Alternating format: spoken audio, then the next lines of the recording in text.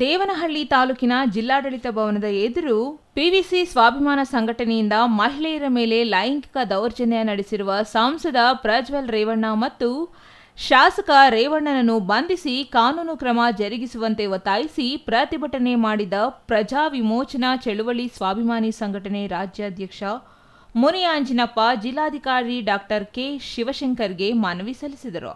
ಬೆಂಗಳೂರು ನಗರ ಜಿಲ್ಲಾಧ್ಯಕ್ಷ ಅಯ್ಯೂಬ್ ಖಾನ್ ಮಾತನಾಡಿ, ಲೈಂಗಿಕ ದೌರ್ಜನ್ಯ ಪ್ರಕರಣಕ್ಕೆ ಸಂಬಂಧಿಸಿ ಶಾಸಕ ಎಚ್.ಡಿ. ರೇವಣ್ಣ ಅವರನ್ನು ಕೂಡಲೇ ಬಂಧಿಸಬೇಕು. ರಾಜ್ಯದ ಹಲವೆಡೆ ವಿವಿಧ ಸಂಘಟನೆಗಳ ನೇತೃತ್ವದಲ್ಲಿ ಪ್ರತಿಭಟನೆ ಮಾಡಲಾಗುತ್ತಿದೆ. ಸಂತ್ರಸ್ತ ಮಹಿಳೆಯರಿಗೆ ಸೂಕ್ತ ರಕ್ಷಣೆ ನೀಡಬೇಕೆಂದರು.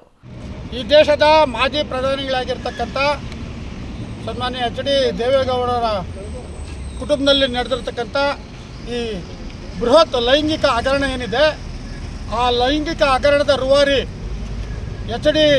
ರೇವಣ್ಣ ಮತ್ತು ಆತನ ಮಗ ಪ್ರಜ್ವಲ್ ರೇವಣ್ಣ ಇವರು ನಡೆಸಿರುವಂಥ 2900ಕ್ಕೂ ಹೆಚ್ಚು ಏನು ವಿಡಿಯೋ ತುಣುಕುಗಳನ್ನು ಒಳಗೊಂಡಂತೆ ಇರ್ತಕ್ಕಂಥ ಲೈಂಗಿಕ ಹಗರಣವನ್ನು ಇವತ್ತು ಈ ರಾಜ್ಯದ ಪ್ರತಿಯೊಬ್ಬ ನಾಗರಿಕರು ಕೂಡ ಇವತ್ತು ಖಂಡಿಸಲೇಬೇಕಾಗಿದೆ.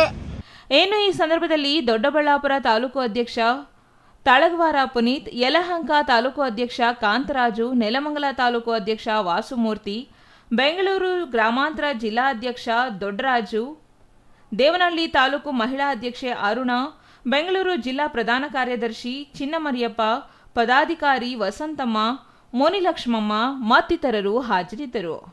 Satish Kumar, CTV news, Devanahalli.